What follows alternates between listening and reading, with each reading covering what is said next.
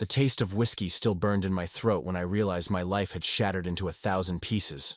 My name is Blake Thompson, I'm 19, and until 3 weeks ago, I thought I knew all the rules of the game of life. Today, sitting on this bus going nowhere, I carry much more than clothes and a few books in my luggage. I carry the weight of a decision that destroyed the only chance my mom had at happiness after my dad died. Hit subscribe and leave a like to get more stories like this. 2 weeks ago, I was working at the Walmart in my town, one of those small towns where everyone knows everyone and news arrives 3 months late. My routine was simple and predictable. Wake up at 6 in the morning to the annoying blare of an alarm clock that only worked at max volume. Drink watered-down coffee with my mom, Rebecca, take the crowded bus to work. Spend 8 hours organizing shelves and helping ladies who complained about the price of sugar. Then head home and try to study architecture from books borrowed from the public library. My dad, David, had died 2 years ago in a car accident, leaving my mom with a pile of debt and a teenage son to raise alone. Rebecca worked as a nursing assistant at the local hospital, doing night shifts that left her exhausted during the day. Our house was on Flower Street, an ironic name for a street where the only flowers were the artificial ones neighbors put on graves in the cemetery at the end of the block. It was a simple place with 2 bedrooms, a living room that also served as a kitchen, and a bathroom where the shower only had cold water. What you hear here is just the beginning. The complete stories, unfiltered and with all the details you can imagine, are available now. Check the link in the description right away. Mornings at home always had the same ritual: the strong smell of cheap coffee my mom bought on sale, the sound of the old TV tuned to the local news, and our short talks about the day's plans. Rebecca always asked about work, and I always lied, saying everything was fine, hiding how lost and hopeless I felt. She was 42. Her brown hair always pulled back in a practical ponytail, and eyes that carried a sadness she tried to hide behind forced smiles. After work, I'd come home and try to keep my dream of studying architecture alive. I'd discovered this passion by flipping through decorating magazines in the dentist's waiting room, and ever since, I devoured any material I could find on construction and design. I'd draw house plans and use notebooks, imagining what it would be like to design spaces where people could be happy. It was my escape from the suffocating reality of our financial situation and the constant feeling that my life was stuck. Nights were the hardest. Lying in bed, listening to the distant sound of cargo trains passing on the tracks a few miles from home, I'd think about my dad and how everything would be different if he were still alive. David was an electrician and always said I should study, that I had the potential to be more than he ever achieved. His death wasn't just an emotional loss. It was the end of any security our family had. I've always been more on the introverted side. While other kids my age went to parties or dated, I preferred staying home, reading, or helping my mom with chores. I felt a premature responsibility to be the man of the house, even though at 19 I was still trying to figure out who I really was. I had few close friends, mainly because working part-time didn't leave me much time to socialize. The shift in our routine started 3 months ago when my mom met Victor Sullivan at a hospital charity event. Rebecca had volunteered there, helping serve dinner to donors. That's where she met him. A 45-year-old man, with neatly cut graying hair, always wearing suits that cost more than our 6 months' rent. Victor was a real estate developer, owning several businesses in the area, and he'd built a small empire after years of hard work. The first time he came over for dinner, I immediately noticed how his presence changed everything. Victor pulled up in a gleaming black BMW that totally stood out on our street of simple houses. He brought expensive flowers for my mom, and a bottle of wine that probably cost more than I made in a week. But what impressed me most was how he treated my mom, with a respect and kindness I hadn't seen in a long time. During dinner, Victor showed genuine interest in our lives. He asked about my work, about my future plans, and when I mentioned my passion for architecture, his eyes lit up. He started telling stories about the projects he'd developed, about the different cities he knew, about how he'd started from nothing and built his success. For the first time in a long time, I felt inspired by someone who wasn't just a distant figure in books. Victor had a striking presence. Tall, broad shoulders, large hands that gestured when he talked business. His voice was deep and confident, conveying a self-assurance I admired. There was something in his eyes, though, that suggested a hidden melancholy, as if all that success hadn't quite filled some void in his life. I later found out he'd lost his wife to cancer 5 years earlier, and since then, he'd dedicated himself entirely to work as a way to cope with the pain. Victor's visits became more frequent. He'd show up on weekends bringing expensive ingredients to cook elaborate dinners, teaching me cooking techniques I'd never imagined. Cooking with him was a completely different experience. He'd transform our simple kitchen into something that looked like it belonged on a TV show, using exotic spices and sophisticated methods that made our whole house smell like a five-star restaurant. Gradually, Victor started including small renovation projects in his visits. He'd arrive with professional tools and quality materials, teaching me about different types of wood, painting techniques, and basic construction principles. Working alongside him was like having private lessons with a teacher who genuinely cared about my learning. His experienced hands guided me as I learned to use a professional drill or apply varnish evenly. It was during these times working together that our connection started to deepen. Victor was patient, explaining every detail, praising my progress, and sharing stories about his own mistakes when he was starting out. He made me feel capable, smart, with potential, feelings I'd forgotten since my dad died. There was something almost paternal about how he treated me, but also a mutual respect that made me feel more grown up. Our conversations during dinners grew deeper. Victor talked about business philosophy, lessons he'd learned from past failures, the importance of having clear goals in life. I soaked up every word like a sponge, feeling like I finally had someone who could guide me on how to get out of the situation we were in. My mom watched these interactions with a genuine smile, something I hadn't seen in a long time. Things changed drastically when Victor made an offer that completely altered our lives. During a particularly special dinner, he held my mom's hand and said he wanted us to move into his house. His place was a modern mansion in an upscale neighborhood, with a pool, an elaborate garden, and enough space for everyone to have privacy. On top of that, he offered to pay for my architecture degree at the state university. The offer felt like an impossible dream coming true. My mom cried, tears of relief, gratitude, renewed hope. I was in shock, torn between the euphoria of finally seeing my life head in a positive direction and a strange sense of discomfort I couldn't explain. Part of me felt like I was betraying my dad's memory by accepting another man as a father figure, even though I knew Victor was offering opportunities my dad would have desperately wanted to give me. Moving into Victor's house was a surreal transition. We went from our simple two-bedroom house to a residence with 5 suites, 3 living rooms, an office, a library, and a kitchen bigger than the entire ground floor of our old house. My new room had a panoramic view of the garden, a private bathroom with a tub, and enough space for me to set up a small office where I could study and draw my architecture projects. Victor enrolled me in a college prep course and provided all the necessary materials: expensive books, professional drawing instruments, architecture software, a state-of-the-art computer. Everything I'd dreamed of having was now within reach. For the first time in years, I could visualize a concrete future where my dreams could become reality.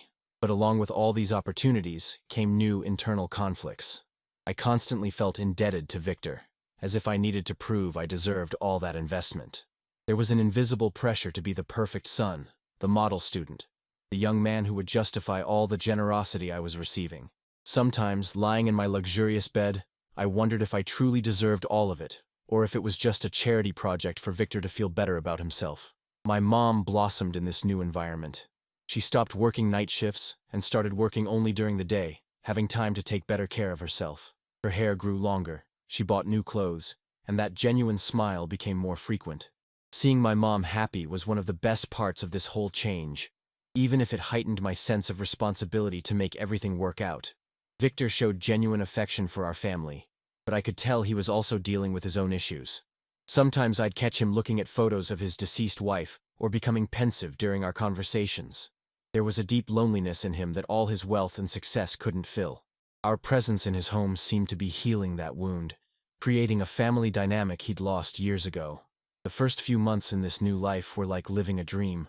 I dedicated myself intensely to my studies, taking advantage of every opportunity Victor gave me. We visited construction sites where he'd explain the technical details of projects. I met renowned architects who worked with his company, and I started developing a portfolio with my own drawings. My self-confidence grew exponentially, and for the first time, I felt capable of achieving any goal I set. But something was happening to me that I couldn't quite name. During our long conversations, when Victor would place his hand on my shoulder to emphasize a point, or when we worked side by side on a project, I felt a strange sensation in my stomach. Initially, I attributed it to gratitude and admiration, but over time, I realized something more complex was going on. It was as if a part of me was waking up, revealing aspects of my personality I'd never explored or even acknowledged. This self-discovery intensified when Victor invited me to join him on a business trip to Chicago. He said it would be a valuable educational experience, an opportunity to see how big urban centers worked and to visit landmark architectural projects. My mom was excited about the idea, saying it would be important for my development. I accepted the invitation eagerly, not imagining that this trip would forever change the course of my life and reveal truths about myself I wasn't prepared to face. Chicago was a city that breathed ambition. We arrived on Thursday afternoon, and Victor had booked a suite at the Palmer House Hilton, a historic hotel in the city center that exuded elegance everywhere. The room was bigger than our old living room, with 2 king-size beds, a separate sitting area, and huge windows offering a spectacular view of the urban skyline.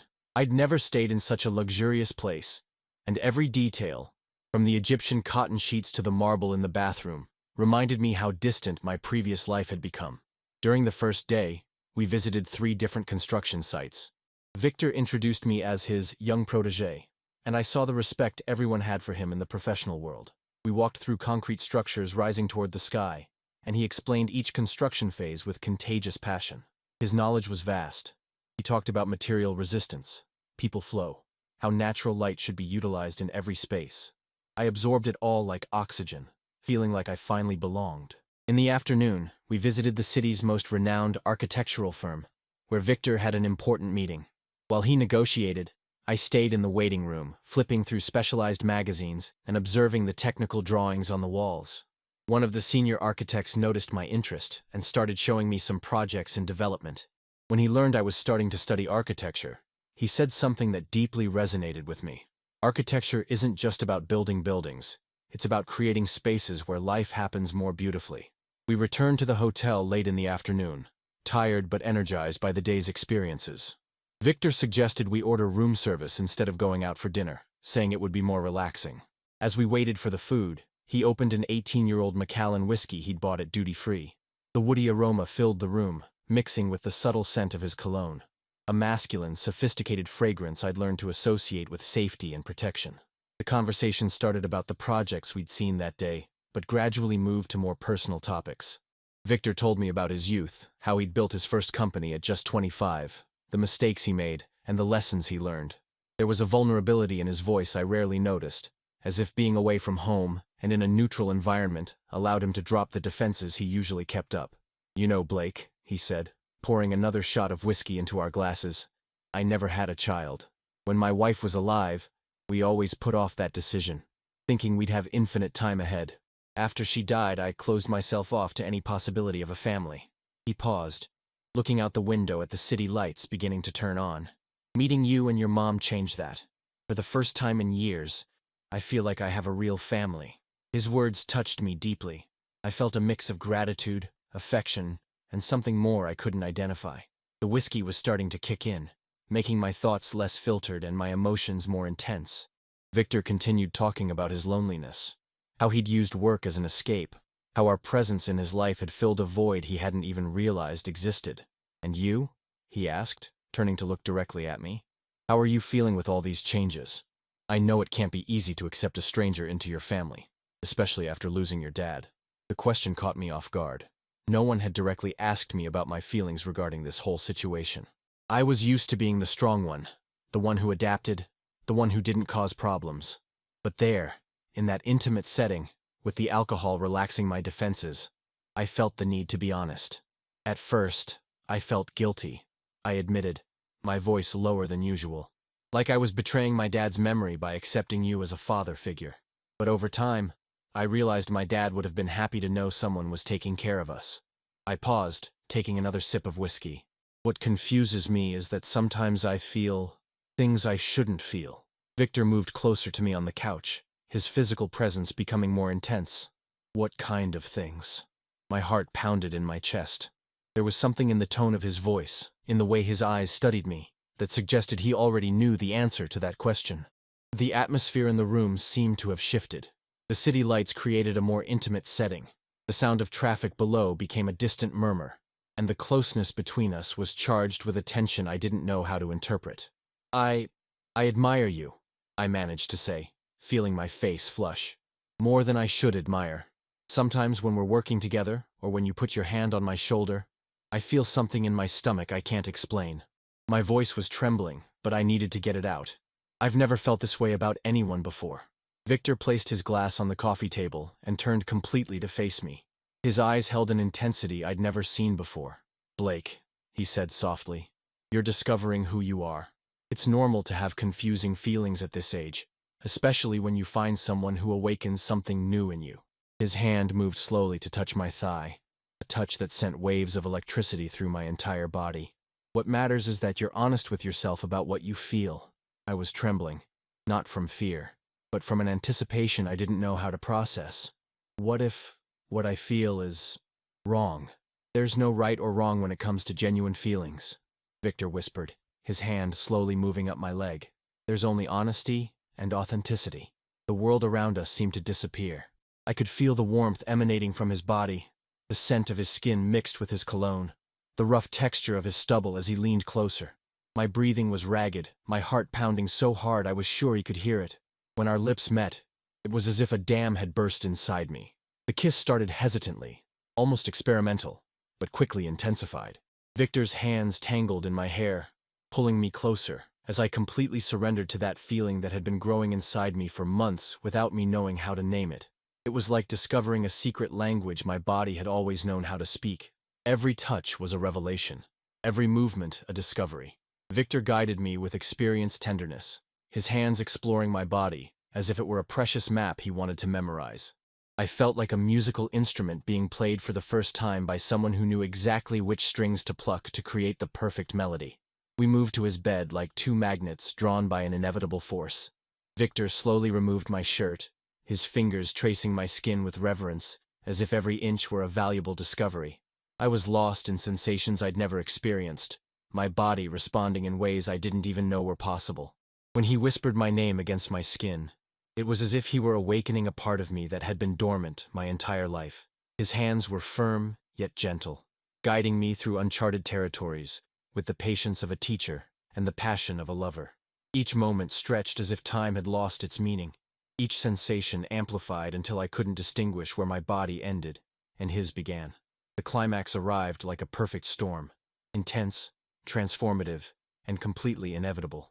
It was as if all the pieces of a puzzle I hadn't even known I was assembling suddenly clicked perfectly into place. My body trembled against his, waves of pleasure spreading like ripples in water, as I cried out his name in a voice I didn't recognize as my own. We lay intertwined afterward, my head on his chest, listening to his heartbeats gradually return to normal. The silence wasn't awkward. It was charged with meaning, with a new intimacy that had been created between us.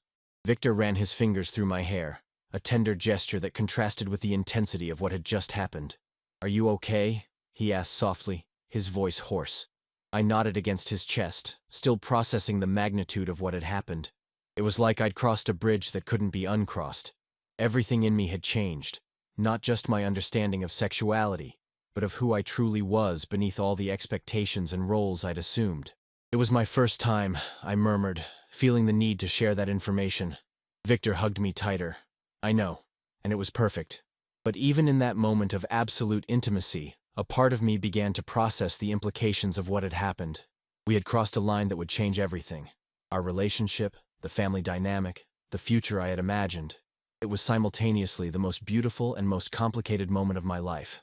When I woke up the next morning, Victor was on the room's balcony talking business on the phone, his professional voice contrasting with the intimacy of the night before.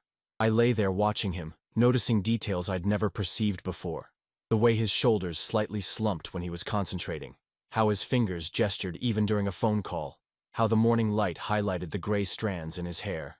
Reality slowly began to seep into my consciousness. In a few hours, we'd be heading back home, where my mom would be eagerly waiting to hear about our trip. How could I look at her knowing what had happened? How could Victor maintain a relationship with her, knowing he'd crossed an irreversible line with me? These questions echoed in my mind as we ate breakfast in relative silence, both lost in our own thoughts. The intimacy of the previous night had created a deep connection between us, but it had also opened an abyss of complications neither of us knew how to navigate. The flight back was tense. Victor was visibly disturbed, looking out the plane window with an expression that mixed regret and confusion. I alternated between replaying every moment of the night before and tormenting myself with the possible consequences. I had discovered something fundamental about myself, but at what cost? As the plane approached our town, I knew nothing would be the same. We had created a secret that would weigh on our lives, turning every family interaction into an emotional minefield. The question that consumed me was, would it be worth discovering this part of myself if it meant destroying the happiness of the person I loved most in the world? Life at Victor's house after we got back from Chicago became a charade. For the first few days, we tried to act normal, but there was a noticeable tension in the air that my mom started to pick up on. During dinners, Victor avoided my gaze, answering her questions in short sentences, without his usual enthusiasm.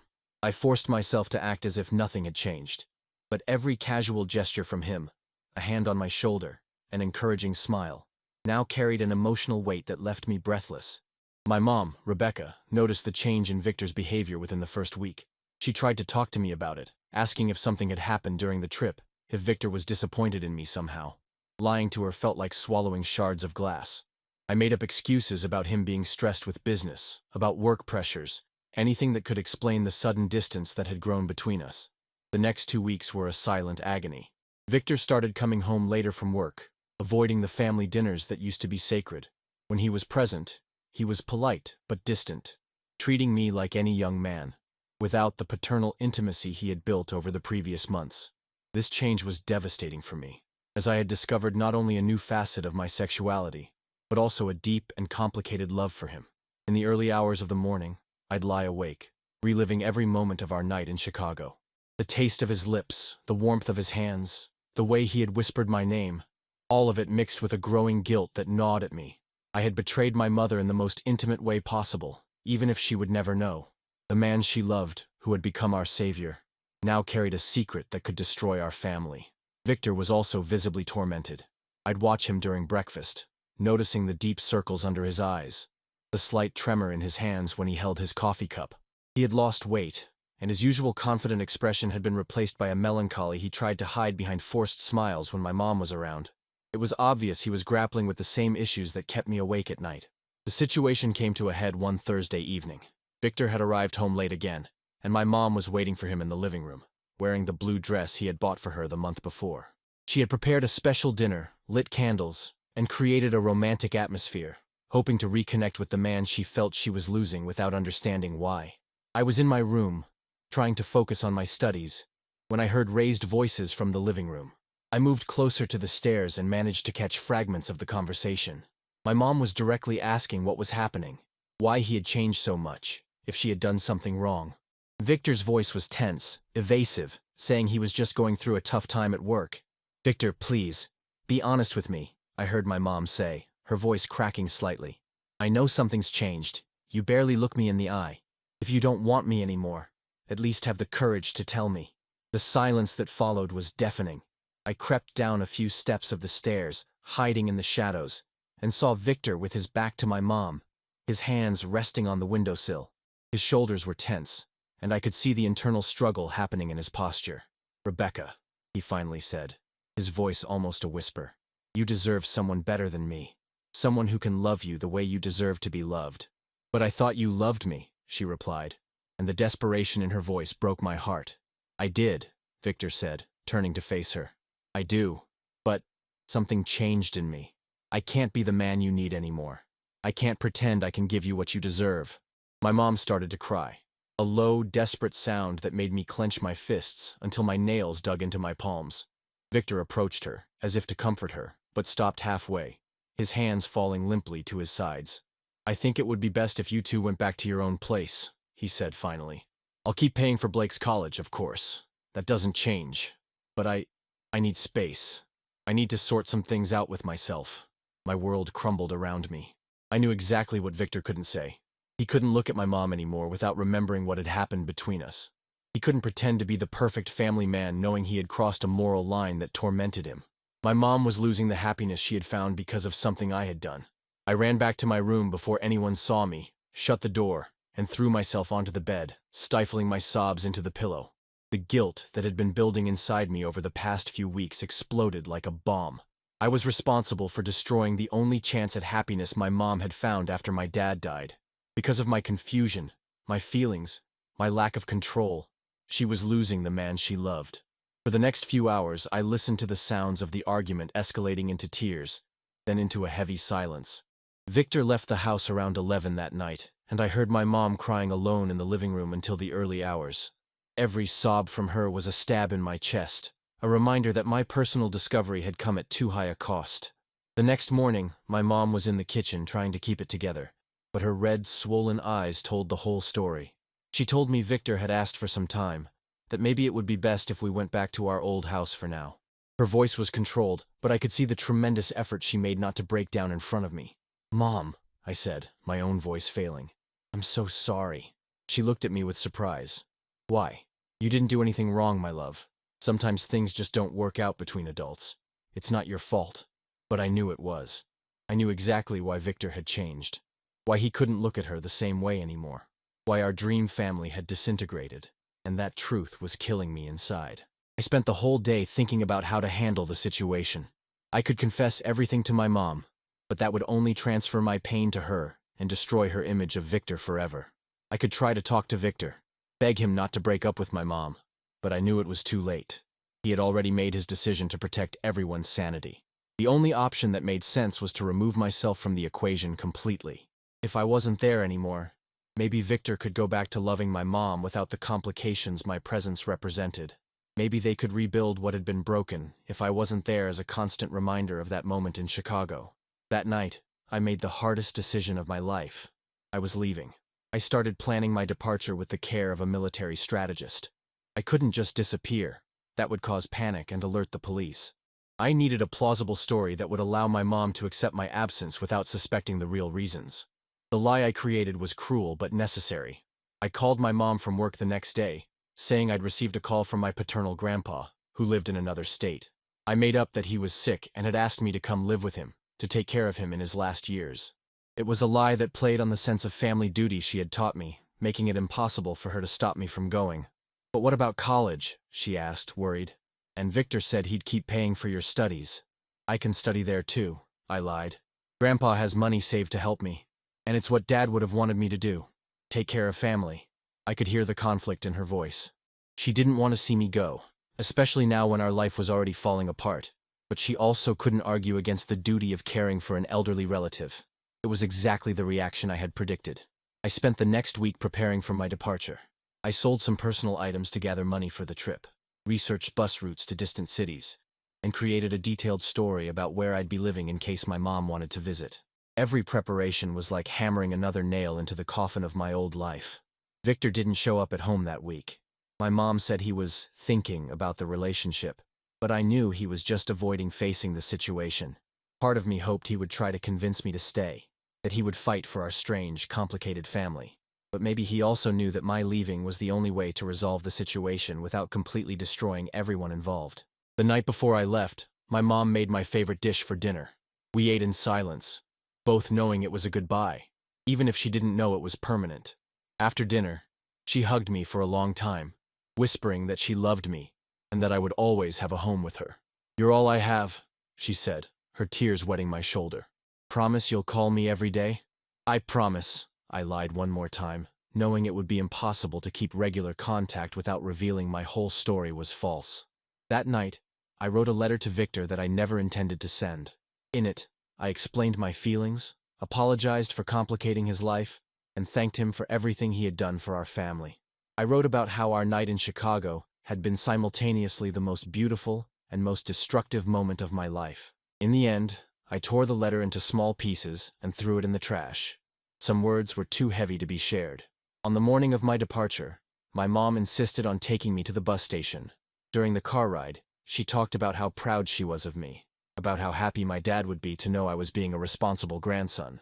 Every word was torture, but I kept up the facade until the end. "Take care," she said, hugging me on the boarding platform. "And remember, you can always come home." "I know, Mom. I love you. I love you too, my son." I got on the bus without looking back. If I had seen her face one more time, my courage would have failed, and I would have given up on the whole plan. I sat at the back of the bus, put on my headphones, and closed my eyes as the engine roared to life. Now, 7 hours later, I watched the landscape change outside the window as I head to a city I picked randomly on a map. I have no concrete plans, just a few $100 in my pocket, and the certainty that I can never again be the Blake Thompson I was before meeting Victor Sullivan. The irony of the situation isn't lost on me. At 19, I discovered my sexuality, experienced the most intense love of my life, and learned that sometimes the best things that happen to us can also be the most destructive. Victor taught me about architecture, about building spaces where life can be lived more beautifully. But our connection ended up demolishing the only stable home I had ever known. Maybe that's how important discoveries in life work. They come with a price we can only calculate after we've already paid it. I don't regret what happened in Chicago. That night showed me who I really am, gave me an experience of love and intimacy that will mark my life forever. But it also taught me that some truths are too heavy to carry within a family. As the bus approaches the next city, I know I'm leaving behind not just my mom and Victor, but also the version of myself that existed before that trip. The lost young man who worked at the supermarket and dreamed of architecture died the moment I first kissed Victor. Now, I'm someone completely different. Someone who knows the taste of forbidden love and carries the weight of the consequences of his choices. I don't know what awaits me in the city I'm heading to. I have no career plans, no support network, not even a convincing story to explain my presence there. But I have something I didn't have before, a complete understanding of who I am and what I'm capable of feeling. I have the memory of a night that changed everything, and I'm sure that no matter what happens from now on, I'll never be the same. The only thing that truly hurts is knowing that my departure might not be enough to fix what was broken. Victor might not be able to go back to my mom even with me gone. The guilt he carries might be permanent, just like mine. Maybe I destroyed 2 lives trying to protect one, but it was a risk I had to take. If you're listening to this story and wondering what you would do in my place, I hope you never have to find out. Some choices have no right answer, just different kinds of pain. I chose to carry my pain alone, away from those I love, hoping that will allow them to find some form of happiness without me. Let me know in the comments what you think about the choices I made. Do you think I should have stayed and faced the consequences? Or do you believe leaving was the only option? Your opinion is important to me, even if I can never respond personally. If this story touched you in any way, don't forget to like the video and subscribe to the channel for more stories that explore the more complex sides of the human experience. Hit the notification bell so you don't miss the next episodes, and share with people you think might connect with narratives about self-discovery, complicated love, and the tough choices we all face in life. What you hear here is just the beginning. The complete stories, unfiltered and with all the details you can imagine, are available now. Check the link in the description right away. Until the next story, and remember, sometimes growing up means accepting that some wounds never fully heal, but that doesn't mean the experience that caused them wasn't worth living.